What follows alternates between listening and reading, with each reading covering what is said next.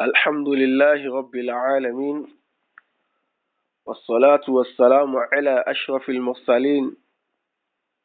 نبينا وحبيبنا محمد صلوات ربي وسلامه عليه وعلى آله وأصحابه ومن تبع مسلكه إلى يوم الحساب. أما بعد، أقبل فولاه سبحانه وتعالى أتركاتي فنبي محمد صلى الله عليه وسلم ìkẹ́ àtọ̀lọ́ Ọlọ́run tí a tọrọ kó mọ́ lórí ànábì nìkan, kó bá wọn ará ilé rẹ̀ àti àwọn sàhábà rẹ̀ àti gbogbo àwọn tó máa ń tọ ojú ọ̀nà Ànábì Muhammad sallallahu alayhi wa sallam títí dọjọ́ ẹ̀san. Eléyìí ni ìtẹ̀síwájú níbi tí àwa tí a ń ṣàlàyé fúnra wa tírà Tawhidul Muyassar, àti bá àlàyé náà dé ojú ewé 18 pẹ̀lú ògo Ọlọ́run Ọba subhanahu wa ta'ala. Ibẹ̀ náà láti bẹ̀rẹ̀ àlàyé wa lónìí. Àfáàní pé shahadatu anna Muhammadan Rasulullah, ìjẹ́rìí pé Ànábì Muhammad sallallahu alayhi wa sallam iṣẹ́ Ọlọ́run Ọba ni. Èmi àti yín la máa ń sọ gbólóhùn Muhammadu Rasulullah, pa Ànábì taari òjíṣẹ́ Ọlọ́run Ọba ni. Gbogbo àtàkùnrin alùsùnmí la máa ń sọ gbólóhùn lára mọ̀ bẹ́ẹ̀ pọ̀ iṣẹ́ Ọlọ́run Ọba ni. Ṣùgbọ́n ìmọ̀ sọ yìí àti ìmọ̀ ló wà lẹ́mìí wa yìí, ó gbọ́dọ̀ kó àwọn nǹkan kan sínú. Tó yẹ kí tí o bá ti kó àwọn nǹkan sínú ẹ pé a kàn ń sọ lásán ni. Eléyìí láfi jẹ́ káwọn pàtàkì wípé a kì í sọ nǹkan lásán àfi ká máa fi ṣiṣẹ́ ṣe.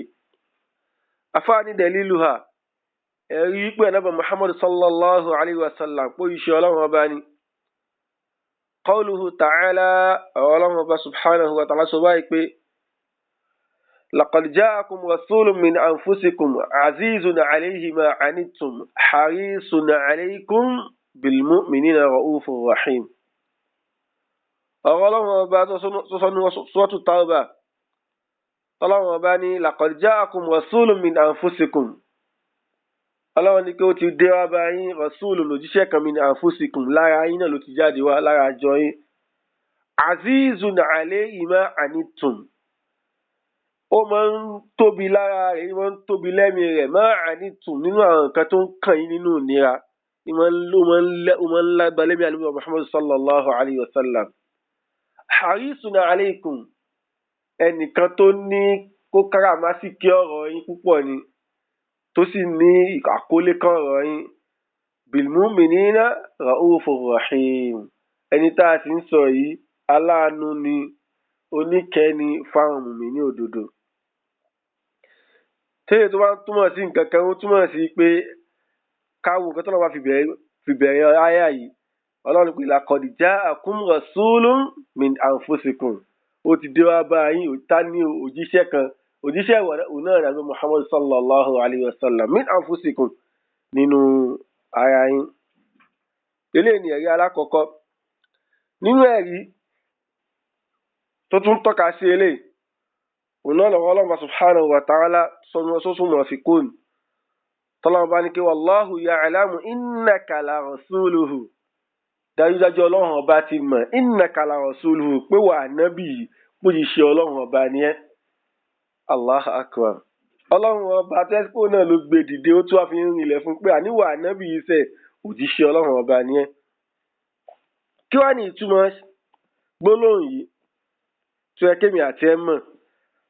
torí ó yẹ ká mọ̀ túmọ̀ nǹkan tá à ń sọ lẹ́nu, ká lè bá a fi mọ iṣẹ́ tó yẹ ká máa ṣe pẹ̀lú rẹ̀. Èmi àti ẹ ò kàn ní sọ pé àkànjòkó àsàlátù lásán, èmi àti ẹ ò sọ pé àkànjòkó pé àkàn ń pariwo sọ́ọ̀, àkàn fi ń kọrin pé nífẹ̀ẹ́ ànábì àṣegbá àṣàwò. Ó yẹ ká mọ ìtumọ̀ pé ànábì tààlà nígbàgbọ́ sí kí ni ìtumọ̀ rẹ̀. Àfáàní pé ìtumọ̀ rẹ̀ náà ni pé at-tasdiqul jazim, òun náà ni ká ní ìgbà ká pè lódodo tó rinlẹ̀ dodo nínú ẹ̀mí wa.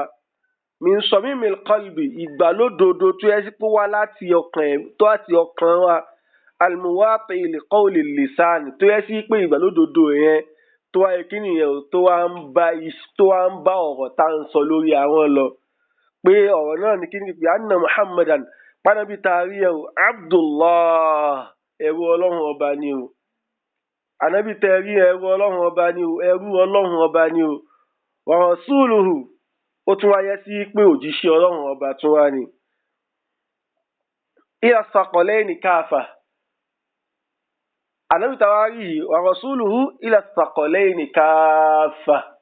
ànábì tàwárí yìí o òjíṣẹ́ ọlọ́run ọba ni sí àwọn ẹ̀dọ́ ọlọ́run ọba méjèèjì tó lágbára tá ń pè ní insahum èèyàn ní wàjínàhùn àbí àlìjànú ànábì tàwárí yìí òjíṣẹ́ ọlọ́run ọba ni ó jẹ́ sí àwọn ọmọ ẹ̀dẹ́ ní àtàlìjànú. eléyìí ní ìtumọ̀ gbólóhùn ṣahadatu anna muhammadu rasulullah tabala nígbàgbọ́ pé ànábì muhammad sallallahu alaihi wasallam kó ìṣe ọlọ́run ọba ní gbàgbọ́ wa ó gbọ́dọ̀ kíni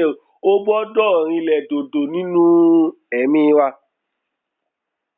àríkánuhà ẹ̀ wá rí àwọn orígun gbólóhùn tá à ń sọ yìí pé ṣahadatu anna muhammadu rasulullah òun náà ni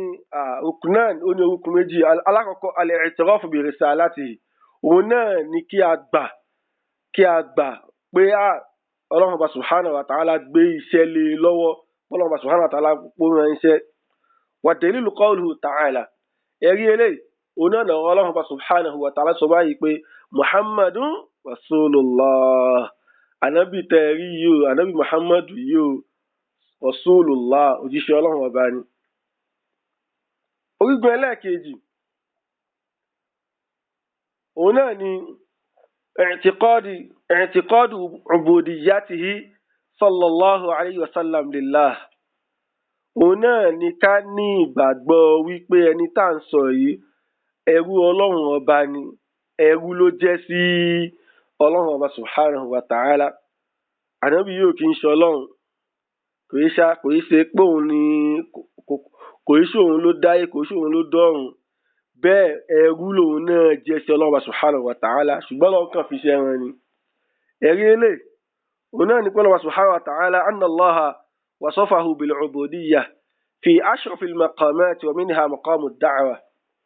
ẹ̀rí eléyìí òun náà ní pé ọlọ́run ọba subhanahu wa ta'ala ó ròyìn rẹ̀ pẹ̀lú ẹrú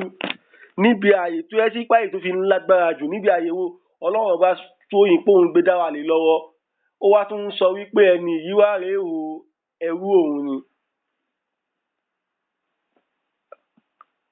òun náà lọ́wọ́ Allah subhanahu wa ta'ala pé qala ta'ala Allah subhanahu wa ta'ala pé wa annahu lamma qama abdullah wá rí ìgbà tí kí nìyẹn o wá rí ìgbà tí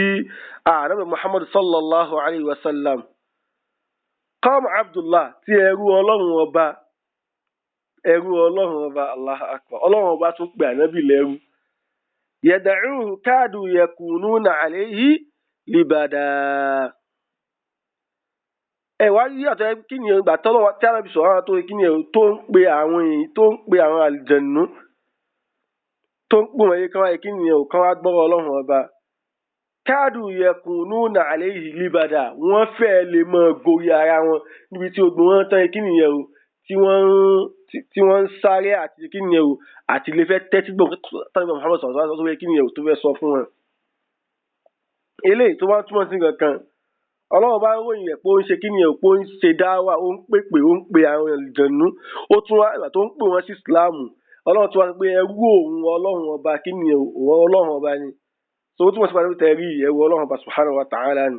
fahuwa rasulun la yukazzab ẹrú ọlọ́run ọba ni tó yẹ pé òjíṣẹ́ ọlọ́run ọba ni la yukazzab tá a lè pè lópọ̀ wa abdun la yu'bad ẹrú sì ni tó yẹ kí ni tí a lè máa ṣe ìjọsìn fún. ṣurutuha wa muqtadayatuha wá rí májẹ̀mú tó wà fún gbólóhùn yìí wa muqtadayatuha àti àwọn nǹkan tó yẹ sí pé kìíní yìí ń tọ́ka sí gangan tó yẹ sí pé òun gangan ló yẹ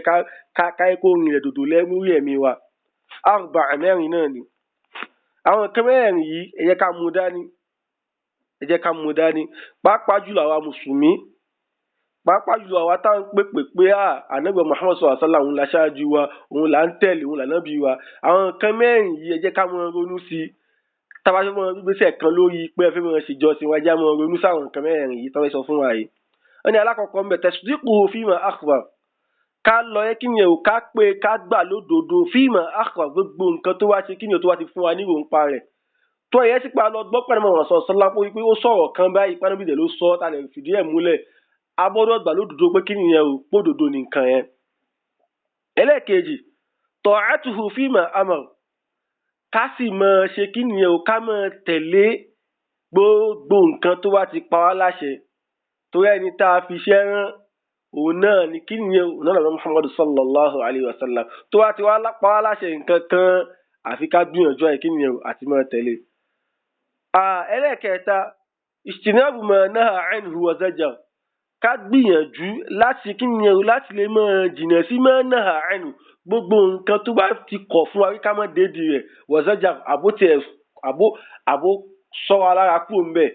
gbogbo àwọn nǹkan wọ̀nyí àbọ̀dọ̀ kí ni àbọ̀dọ̀ jìnnà sí àwọn nǹkan yìí eléyìí la túmọ̀ sí pé kí ni pé a ní ìgbàgbọ́ ta la ní sàlùmọ́ Muhammad sallam ẹlẹ́ẹ̀kẹrin tó ń jẹ́ ìgbẹ̀yìn wa alla yu'bad ẹ jẹ́ ká kíyèsí àárín yìí wa alla yu'badu Allaha illa bima shara'a ẹ jẹ́ ká kíyèsí àárín yìí ká mọ̀ èkí nìyẹn o ká mọ̀ ṣe ìjọsìn kan fọ́lọ́run ọba subhanahu wa ta'ala illa bima shara'a àfi nǹkan tánàbí Muhammad sallallahu alayhi wa sallam tó bá yẹ kí nìyẹn o tó bá pa wá láṣẹ. ẹlẹ́ẹ̀kẹrin yìí ó pe pàtàkì fẹ́mi àti ẹ̀ta ń pọnra ní mùsùlùmí ẹ jẹ́ á mọ̀ pé àlè mọ̀ yọ ọ̀ṣọ́jọ̀ṣọ́ lọ ọlọ́run ọba subhanahu wa ta'ala ló lọ́ra ẹ̀rọ ìníṣẹ́ àdẹ́lé mẹ̀sí ń ṣe jẹnita fẹ̀sìn ránwọ́ lọ torí ẹ̀ ká mọ́ ṣèjọsìn kankan àfi ká rí wípé ìjọsìn náà fẹ́ ṣe àrí fìdí ẹ̀ múlẹ̀ pàdé Muhammad sallallahu alaihi wasallam kí ni pé kí ni òpópó òun ló pa wá láṣẹ àbá tẹ̀ wá rẹ́rìí rẹ̀ nínú al-Qur'an abẹ́lẹ́wọ̀n subhanahu wa ta'ala èyí tí a sọ yìí kó jẹ́ kí ó ṣàǹfààní fún ọláyé àtàlẹ́ qiyamah kó wá ṣe èmi àti ẹ lọ́mọ lẹ́yìn Ànábì Muhammad sallallahu alaihi wasallam kó ṣe wá nínú àwọn tó máa bá Ànábì Muhammad sallallahu alaihi wasallam wọlé ọlá sọ àṣà eléyìí ni ibi táwa dẹnu dúró sí lónìí abẹ́lẹ́wọ̀n subhanahu wa ta'ala kó jẹ́ kó ṣàǹfààní fún ọláyé àtàlẹ́ qiyamah subhanaka Allahumma wa bihamdik ashhadu an la ilaha illa ant astaghfiruka wa atubu ilayk.